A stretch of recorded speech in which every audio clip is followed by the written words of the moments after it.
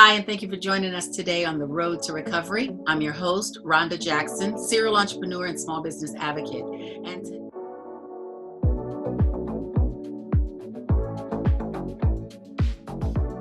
today's discussion is about encouragement and empowerment.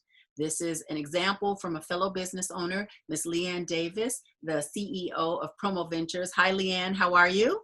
Hi, Rhonda. Good afternoon. How are you? I'm doing well. I'm doing well. And will you tell us a little bit about Promo Ventures?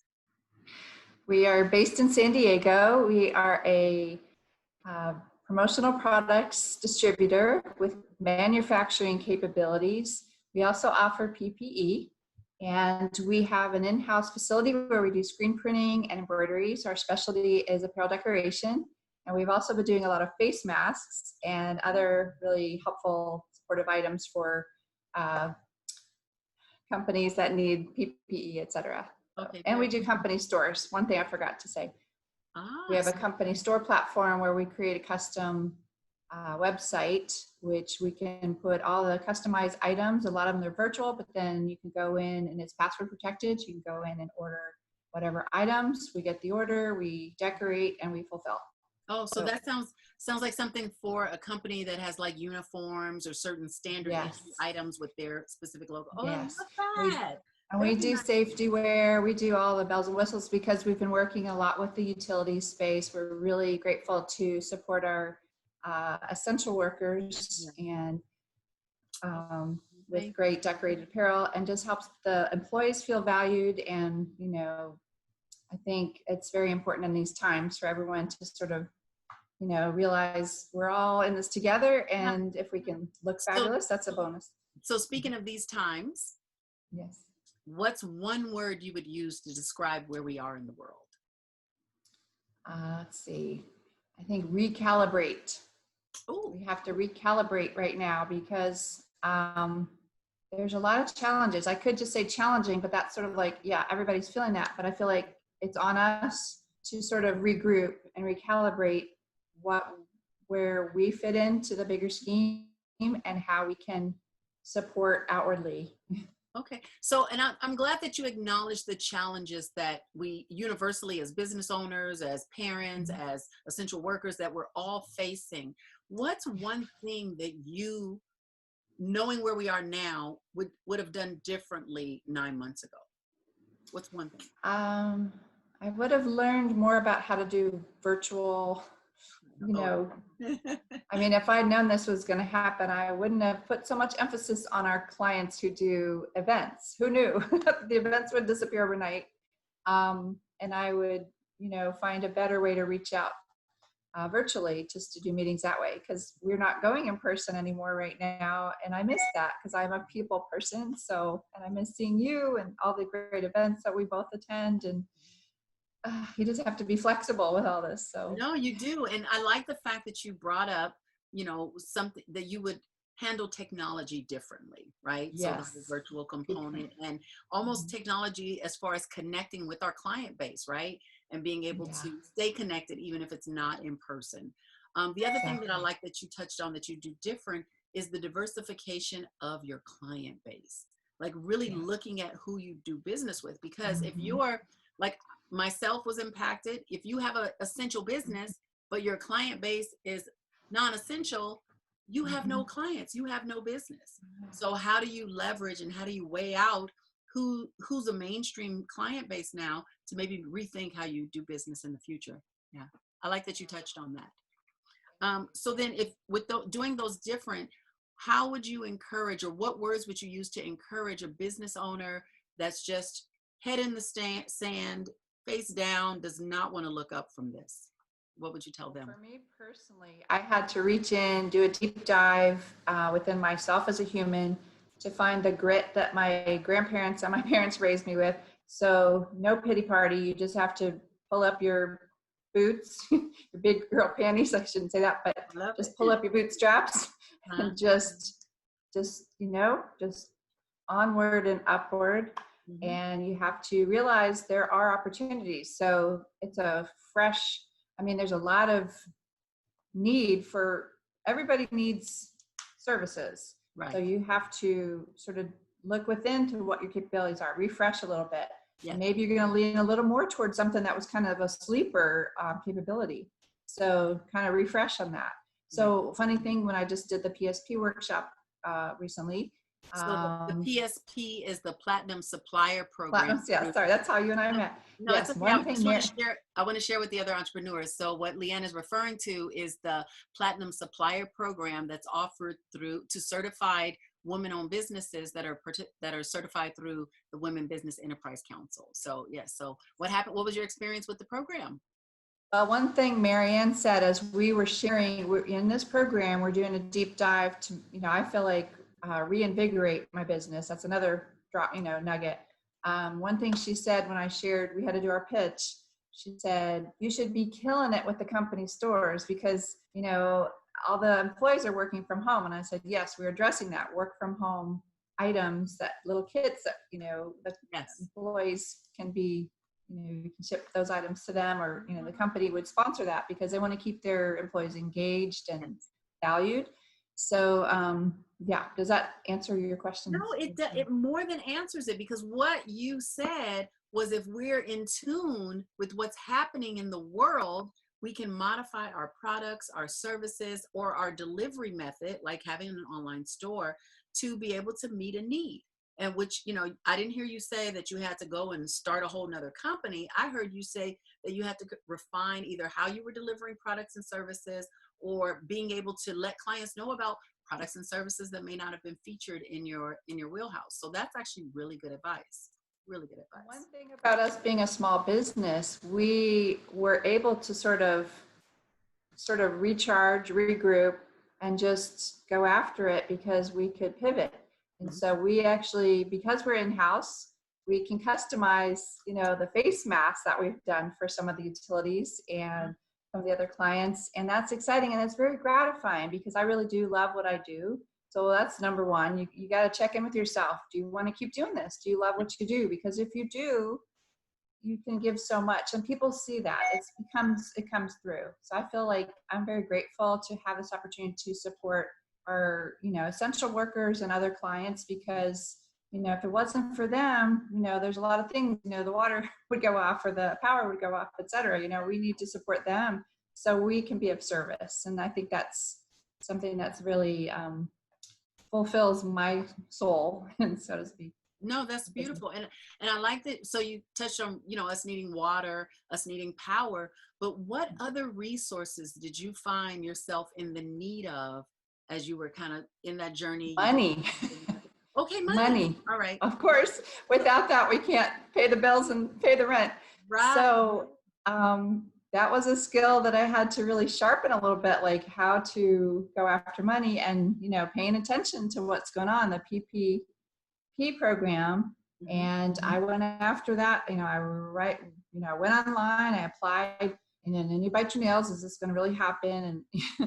And thankfully I had switched from one bank to another. I won't say who, but my new bank has been amazing. They're very much about supporting women-owned business. I should give them a shout out if you want, but and I love them. And also my NABO, I'm on the board of directors of NABO San Diego, so I'm very proud of that. And that also has my ear to the ground to things going on in SBA and resources. And the bank that I crossed over to is a real amazing sponsor of NABO, California, and feel very grateful. And I'm not saying they directly waved the magic wand and I got the money, but round one, most of us did not see a penny from the PPP. But my mom always said to me, perseverance pays, and this came into play, my grit and my patience and perseverance and a lot of perspiration like today. But it's like 100 degrees here today. No, but do you know what you just described? Like, this is what I love about you. Like, you were so authentic and organic, and you were just the most loving person that I've ever met in my entire life, from like the first time I met you. And what That's why I love you, because you're the same. We're looking in the mirror. Thank you. But what I actually hear you saying is that you, as a resource, tapped into your community. So I've heard you list like 4 different organizations. You've listed or named, federal organizations that, for free, mind you, help you with all of the things that you were describing that you got assistance with. So even though money was one of the challenges, you were able to garner and leverage free resources to get some assistance.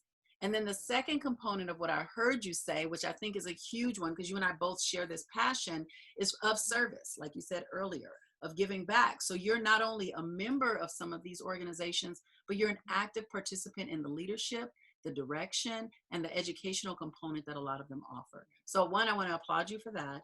And two, sharing with, I mean, if you were to sum that up, like, is that part of your why? Is that just, you know, have you found benefit in that level of participation, going from not only member, but influencer? Yeah, with NABO, I've been a member since probably about 2012, and it was actually a former bank assistant manager that invited me to a meeting one day, and it was like a whole another, like walking into another world. And just the more I learned about, I just leaned into it more, you know, like Sheryl Sandberg, lean in. I feel like, why wouldn't I want to join this amazing organization? They're very supportive. It's a great sisterhood of other women-owned businesses. There's a lot of, well, before we had COVID, we had a lot of more in-person, you know, events, but now we're doing virtual. But also ear to the ground for all the legislation that's happening that does affect women-owned small business, and just having the inside track of like all these exciting things, all these propositions that are happening. And just recently we had NABO Propel. So we had the first partner, Jennifer Newsom, which blew me away because I've known about her since she created the documentary Misrepresentation, which I've seen 4 times.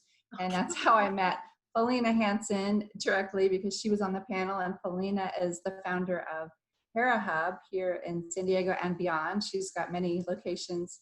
Oh, wow. And there's just so, I mean, I am so blessed in the community here. I mean, not just San Diego, LA, and, you know, SoCal. Yes. I'm reaching out to my sisters up in San Francisco and beyond. And it's just such a supportive network. I mean, you're missing out, ladies, if you're not reaching out to join these. I'm just saying, it's a shout out to NABO because I think it's just a great organization. I think there was one bigger picture, one point about COVID and sheltering in place and slowing us down, right? Instead of the hustle and bustle of getting somewhere, that we're actually, and I think that was one of the ways that I kind of came up with the road to recovery, is understanding that this, and being in business, not just this period, but being in business is a process. It's a journey. It's not a single transactional thing. Like, there's so many things, like the way that you're sharing today, there's so many things about who we are, what we are. And then you touched on it in our pre-conversation about the why, like why you're doing, you want to share about the why, or tapping into your why? Oh, so many reasons. Well, my background was fashion design, and then over time I became a mom, and I got into this industry.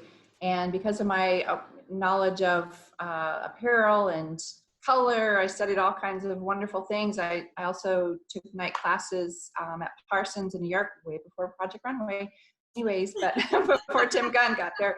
Just a little shout out to Parsons in New York, the new school. And at the end of the day, if you're going to dive all into a business or a career, you know, it's got to be something you feel like you have some knowledge and passion, expertise. So I just naturally fell into this. I mean, I was in the fashion industry for many years before that, but I found it to just be like kind of erratic, and, you know, you're always on this, like, going against the deadlines, et cetera. So I got the whole, I know what deadlines are about, and I integrate that into, I'm very mindful of my clients. They have, you know, when they had events, we had deadlines. So very respectful of that because of my experience in the fashion industry, and just always like, if they want it yesterday. So I understand. You bring a lot to the table. You really do. You have, I mean, like you said, I loved it. She said your grit, your perseverance, your patience, and your perspiration. Perspiration, yeah. Well, one thing, I want to give a shout out to one of my favorite companies that I worked for. I worked for Capezio in New York. So when I was a little girl, maybe the bun reminds me when my first dream was to be a ballerina. So I'm always, I love to dance. But fast forward, I moved from New York area to the Pacific Northwest. I worked for Eddie Bauer. And then I got a headhunter who I had put my resume out there. A headhunter sought me out, and I felt so wanted. And I was offered this job. I didn't say where, but it was in, I mean, who it was, but it was a company in Portland, Oregon. So curiosity, I'm a very curious person. So I was like, okay, I was like, followed like what that was about. I went to the interview. They pretty much hired me on the spot because of my capabilities. I knew pattern making and all those. I have a lot of skills in my back pocket. I learned from the industry. So working for Columbia Sportswear was amazing. And Mother Gert Boyle, I don't know if you know who she was, but she was really the maven of that company. And they go back to the 1930s, and they're a really well-established outerwear company. And, it was amazing to work for a company that I loved and felt valued and wanted so much, but she was just such a strong personality and a strong leader. And I really look up to that. And I see, That but was also not awesome. only looking up to it, but I see you modeling that, LeeAnn, in your business. I see you taking that experience and understanding that the deposits that it made in you as an individual. And I see you now, modeling and mirroring that in your own company. So that is the most beautiful thing. Thank you for sharing that part of your story. I really appreciate it. I will ask you this before we go. What is one actionable thing that you would tell every business owner to do today? Like once they click subscribe on that button, what's the next thing they should do? Just what's the word? Just persevere. Just get through it. And maybe leading up to, I can't think. I don't know. It's just get through it. What was the one thing that you did that you feel like really moved you? Like, once you got over the, oh my God moment, what was what was the very next thing that you did that kind of gave you your momentum? Just knowing that we could do it, like deliver, just do it. Okay. Is it, we tapped into, like, we did a deep dive in our business. We're like, what are we good at? What can we do that we can really help support our clients and help shift with them? Just deliver quality, deliver good customer service. One thing that Jamie Lomax, I'm going to give her a shout out. She always was impressed with us that we were our quick turn. So we deliver quick turn and good quality, and we really do love what we do. So we put integrity into the equation because it does matter to us. And like a lot of us with small business, when you support a small business, someone's doing a happy dance, and that's me. I love what I do, and I rebranded myself as a brand concierge because I feel that I look at the bigger, what the challenge that the customer has. I really pay attention to that. Like if it's a deadline, if it's like they want to look better than their competitor, there's always a reason. So we really do mindfully, organically look at all of that and then deliver. So maybe that is my word, deliver. Deliver. Right. No, thank you for that. And thank you for being here today with us and sharing your heartfelt story and sharing with your journey. And as things progress, we hope that you'll come back and share more of these, your great advice and things that have kind of propelled you into the next normal, Thank you. And another thing I want to add is I'm grateful to you and you're an inspiration how you've pivoted, and I'm so excited for your new show, and I wish you so much great success. Thank you. It also makes me check in. We should all be grateful for the opportunities that we have. So that's another thing that helps me move forward. Gratitude, maybe even more than delivery. I love you. Thank you, LeeAnn. All right, thank you.